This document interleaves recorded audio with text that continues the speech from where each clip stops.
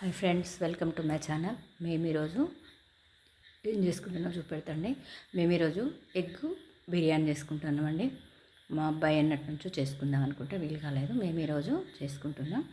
ఈ ఎగ్ బిర్యానీకి నేను అన్ని పచ్చిమిరపకాయలే తీసుకున్నానండి. పచ్చిమిరపకాయలు అలాగే ఉల్లిగడ్డను కూడా తీసుకొని సన్నగా కట్ చేసి పెట్టుకున్నాను. అలాగే దానిలకు కొంచెము కొత్తిమీర పుదీనా కూడా తెచ్చి రెడీగా పెట్టుకున్నా. అలాగే కొన్ని 2-3 యాలకులు, లవంగాలు, చెక్క, అలాగే వాసన మెంతి, బగారాకు అన్నీ రెడీ పెట్టుకున్నాం. ఇది కొత్తిమీర మాత్రం మా ఇంట్లోది.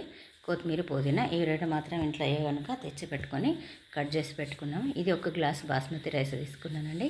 ఈ బాస్మతి రైస్ తీసుకొని కడిగి ముందుగా నానబెట్టుకొని ఒక 10 నిమిషాలు నానబెట్టుకొని పెట్టుకున్నా. అటు పక్కన నేను ఎగ్స్ అనేవి ఉడకబెట్టుకున్నా. ఈ ఎగ్స్ ఉడికేలోపు నేను ఇవి రెడీ చేసుకుందామని ఈ పక్కన ప్రొద్దున ఒక టీ కోసం పాలు కాగబెట్టుకుంటున్నామండి. అలాగే ప్రొద్దున తొందరగా ఉంటుంది కదా, 2 స్టవ్లు అంటు పెట్టుకొని పని చేసుకుంటే తొందరగా పని అయిపోద్దని ఇలా చేసుకున్నాను. బియ్యాన్ని ఒక 2 సార్లు శుభ్రంగా కడుక్కొని పక్కన పెట్టుకుంటున్నానండి. పక్కన పెట్టుకున్న తర్వాత అది రెడీ చేసుకుంటా కోడిగుడ్లు ఉడికినీళ్ళగా చూసుకుందామండి. ఈ కోడిగుడ్లు ఉడికినాయండి. ఈ కోడిగుడ్లు తీసుకొని వేడి నీళ్ళు వారవసి దీనికి చల్లటి నీళ్ళు పోసుకొని దీనికి కోట్లు పొట్టు తీసుకొని రెడీ పెట్టుకోవాలండి.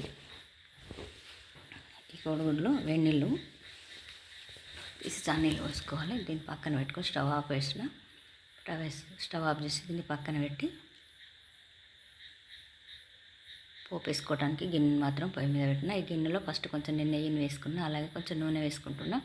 మీకు నెయ్యి ఇష్టం ఉంటే వేసుకోవచ్చు, లేకపోతే లేదు. లేకపోతే నూనె వద్దనుకుంటే మొత్తం నెయ్యి నూనె ఏది ఇష్టమైతే అది చేసుకోవచ్చు. నేనైతే అది కొంచెం ఇది కొంచెం వేసుకున్నానండి. మీకు ముందుగా చూపించినటువంటి లవంగాలు, యాలకులు, చెక్క, ఆకు ఇవన్నీ అయితే పోపులో వేసేసుకుంటానండి. నూనె వేడిందో లేదో చూసి అవి వేసుకోవాలి. ఒకటి తర్వాత ఒకటి వేసేసుకోవాలి. నేను ఫస్ట్ లవంగాలు వేసిన, అది ఇంకా కొంచెం వేడి కావాలి. మీరు ఎలా చేసుకుంటారో ఎగ్ రైస్ ఒకసారి కామెంట్ బాక్స్లో కామెంట్ చేయండి. ఇది నాకు తెలిసిన రీతిలో చేసుకున్నా. నేను ఎప్పుడు చేయలేదు. నేను ఫస్ట్ సారి ట్రై చేయడం అండి. అలాగే నూనె వేడైపోయింది. దానిలో చెక్క, లవంగాలు, యాలకులు అన్నీ వేసుకొని ఒకదాని తర్వాత ఒకటి వేసుకొని దాన్ని మంచిగా గోలనియాలి నూనెలో. అలాగే కొంచెం వాసన మెంతిని కూడా తీసుకున్నా. ఇవి గోలేంతలోపు మనం ముందుగా కోసి పెట్టుకున్నటువంటి పచ్చిమిర్చి ఉన్నాయి కదండి. ఆ పచ్చిమిర్చి అయితే నేను మొత్తం మిరప్పొడి లేకుండా మొత్తం కారపొడి వేసుకుందామని, మిరప్పొడి లేకుండా మొత్తం పచ్చిమిర్చి వేసుకుందామని అయితే నేను సరిపోయాన్ని గ్లాసు బియ్యానికి సరిపోయాన్ని పచ్చిమిరపకాయలను మాత్రం కట్ చేసి పెట్టుకున్నానండి. ఇవన్నీ నూనెలో మంచిగా గోలిన తర్వాత మనము ముందుగా కట్ చేసి పెట్టుకున్నటువంటి ఉల్లిపాయ ముక్కలు ఉన్నాయి కదా, ఈ ఉల్లిపాయ ముక్కలు కూడా నేనైతే వేసుకున్నా. ఇష్టం లేకుంటే స్కిప్ చేయొచ్చండి.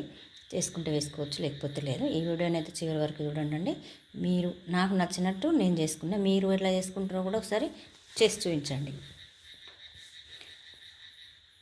అలాగే ఈ ఉల్లిపాయ ముక్కలు, కొత్తిమీర, పుదీనా వేసుకోవాలండి. పుదీనా కొంచెం మనం వెనక సరి రైస్లో కూడా వేసుకోవడానికి కొంచెం ఉంచుకున్నా. ముందుగా పుదీనా వేసిన, ఆ పుదీనా కొంచెం నూనెలో ఉడికిన తర్వాత కొత్తిమీరను వేసుకొని ముందుగా మనం కోడిగుడ్లు ఉడకబెట్టుకునేవి ఉన్నాయి కదా, ఆ కోడిగుడ్లు మనం పొట్టు తీసి రెడీ పెట్టుకొని ఇవన్నీ గోలిన తర్వాత వాటిని ఒక 5 నిమిషాలు నూనెలో ఉడకనియాలండి. పోపులో ఉడికితే ఈ ఉప్పు కారం అనేది దానిలో పడుతుంది కదా మనం వేసినటువంటిది. ఇలా కొత్తిమీర కూడా వేసుకొని కోడిగుడ్లు నేనైతే ముక్కలు చేయలేదు. ఒకవేళ ముక్కలు చేస్తే నీలము విడి అయిపోతుందని నేను ముక్కలు అయితే చేయలేదు. కొందరు ముక్కలు కూడా చేసి వేసుకుంటారట. నేనైతే ఎగ్గులు చిన్నగా ఉన్నాయి, నేను బాగా పెద్ద సైజు లేవు కనుక మామూలు సైజు ఉన్నాయి, అందుకే నేను మొత్తం వేసేసిన. పెద్దగా ఉంటే మనం కట్ చేసుకోవచ్చు, లేకపోతే అలానే వేసుకోవచ్చు. ఇలా వేసుకొని కలుపుకున్న తర్వాత నేను బియ్యం కడిగి పెట్టుకున్నాను కదా, మనం ఏదైతే గ్లాస్తో బియ్యం తీసుకున్నామో అదే గ్లాస్తోని 2 గ్లాసుల నీళ్ళు పోసుకుంటే సరిపోతుంది. నేను 2 గ్లాసుల నీరు అయితే పోసుకుంటానండి. మాది మామూలు రైస్ అయినా ఇదైనా కొంచెం ఇది నాన్నే కనుక మామూలుగా తక్కువ పోసినా ఉడుకుతుంది. నేను 2 గ్లాసులు బోడ గ్లాస్ తీసుకున్నా కనుక నిండా తీసుకోవాలి. కొన్ని తక్కువ తీసుకున్నా. నేను బియ్యంలో నీళ్ళు పంపేసి మనం నానబెట్టకుండానైతే కొన్ని ఎక్కువ పడతాయండి. నానబెడితే మాత్రం తక్కువనే పడతాయి. నేను ఈ పంట బియ్యం కాకుండా బాస్మతి రైస్ తీసుకున్నా. పంట బియ్యం అయితే కొంచెం నానబెడితే నీళ్ళు తక్కువ పడతాయి. దేనికైనా నీళ్ళు తక్కువనే పడతాయి, కానీ దీనికైతే ఇంకా కొంచెం తక్కువ పడతాయండి. ఈ బియ్యాన్ని పోపులో వేసుకొని ఒకసారి కలియబెట్టుకోవాలి. కలియబెట్టుకున్న తర్వాత మనము ఎసరు అనేది పోసుకోవాలి. ఎందుకంటే ఈ నూనె పోపులో మంచిగా ఎగ్స్ రైస్ కలుపుకుంటే బాగుంటుంది. అలాగే ఇప్పుడు మనం గ్లాస్తో కొలిసి పెట్టుకునే దాంతో నీళ్ళు పోసుకుంటా. రెండు నీళ్ళు పోసుకుంటే సరిపోతుంది. దానికి అంతే, మనం తగినంత ఉప్పును వేసుకొని మూత వేసి ఉంచుకొని ఒక్కసారి మధ్యలో కలుపుకుంటే సరిపోతుంది. ఒక కలిపితే కూడా ఏ అన్నమైనా మెత్తబడుతుంది. మనము అన్నాన్ని ఎప్పుడైనా దానికి తగినంత ఉప్పు వేసుకున్నానండి. ఉప్పు వేసుకొని ఒకసారి కలయబెట్టుకొని మూత వేసుకుంటే సరిపోతుంది.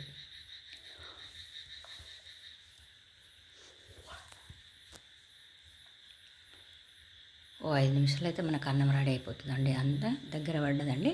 ఇంకో 2 మినిట్స్ అయితే, ఇంకో 2 నిమిషాలు అయితే మనకు గంజి నీరు అనేది వెనికిపోతే అంతే, మనకు ఎగ్ బిర్యానీ రెడీ అయిపోయినట్టేనండి. దయచేసి మా ఛానల్ కొత్తగా చూస్తున్నట్టయితే సబ్స్క్రైబ్ చేసుకోండి, లైక్ చేయండి, షేర్ చేయండి. అలాగే కామెంట్ బాక్స్లో ఎలా వచ్చిందో కామెంట్ చేయండి. Thank you for watching.